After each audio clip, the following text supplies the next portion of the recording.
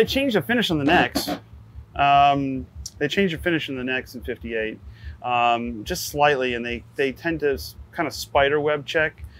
This one's pretty cool because the logo's still intact. A lot of '58s, the logo flaked off. It was just they were changing the process a little bit, but you know, this guitar Fender still makes a Stratocaster, and you know, think about it. Leo Fender in 1954 came out with something that looked exactly like this, and you know, that's 7 years, and you're like, you know, you got it right the first time.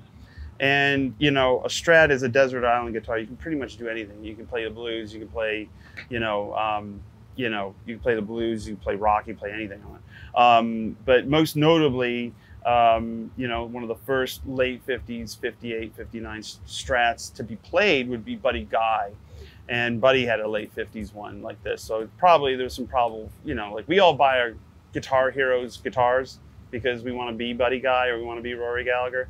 So I'm no different. Rory's probably no different. And, you know, it's also just availability. It's like, I don't know where he got this, but it's like they weren't like growing on trees, you know. He probably bought it on the road in America from a little music store. And again, these cost in the low hundreds of dollars, you know, 50 years ago. You know, not until about 1990 then did they start, you know, like go up in value.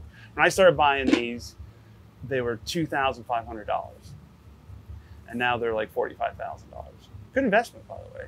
Better than the 401k, ladies and gentlemen. But this one sounds good. Again, you know, I believe these are Rory strings, but if not, they've been on here a long effing time.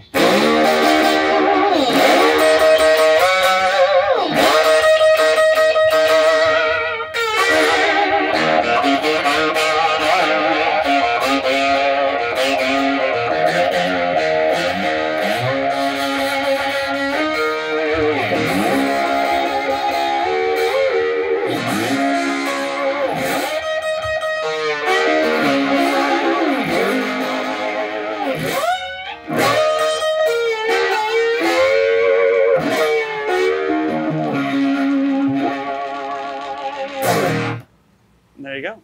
Yeah, he did say it is like the sound similar to Buddy Guy. He was quoted saying that. So yeah, my theory's correct. Your theory is correct. And so the main differences between his 61 Strat, why do you think he would bounce between the 61 to then this 58? Well, there's a considerable sound difference between a maple neck Strat, which is this, all maple, and a 61 Strat, which would be a slab rosewood fingerboard, meaning that the back and the headstock part of it and the back of the neck is maple, and then they put a large slab of Brazilian rosewood on the front, and it gives it a warmer sound. It's a little bit more of a rock sound. These tend to be more glassy, but you know, if you're a Strat connoisseur or a Strat player like Rory was, you would want to have a maple neck and a rosewood because it just depends on the song, whatever tool you want, you know.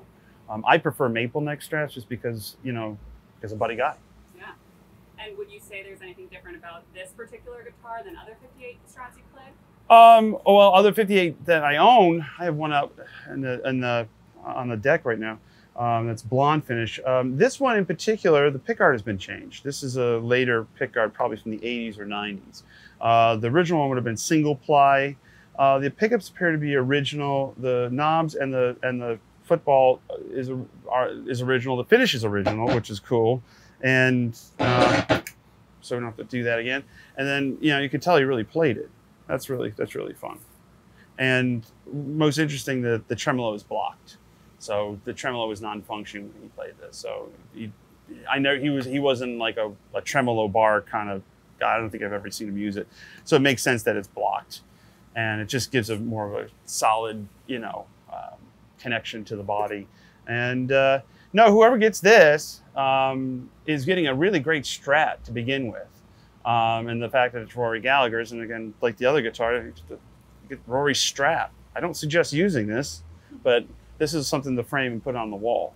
But the guitar is something to play and use. Leo made a lot of guitars. Maple neck Strats tend to go for more money than rosewood Strats, always historically been.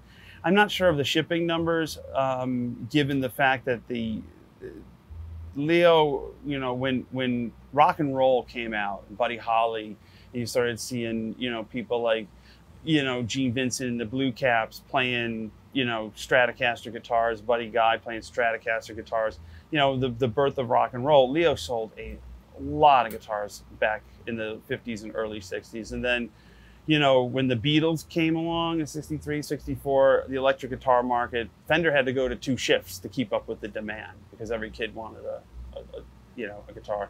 And, you know, Leo's intention with these was you wear the neck out, take the neck off, we'll sell you a new neck and just stick it on there. They're bolted together as opposed to a Gibson where the Gibson is made out of, you know, 2 pieces of wood, but are glued together, so it's not interchangeable. Everything about this guitar is interchangeable. You could take another 58 Strats tuners and stick them on there. You know, so it's kind of, you know, a genius invention. And, you know, the pickups were Leo's design. The whole layout was, you know, him and George Fullerton did a great job, and they just laid it out, and it hasn't changed for 70 years. Mm-hmm. Any other notes on this particular guitar? No, but change the damn strings.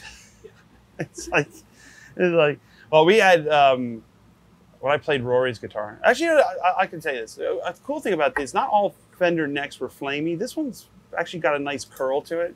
You can see it on the back and on the front. Not all of them came like that. A lot of them were very plain wood, but you can see like the tiger stripes on this one. And it's, again, it's a great Strat with or without Rory Gallagher's provenance, but the fact that it is his, I see why he chose it.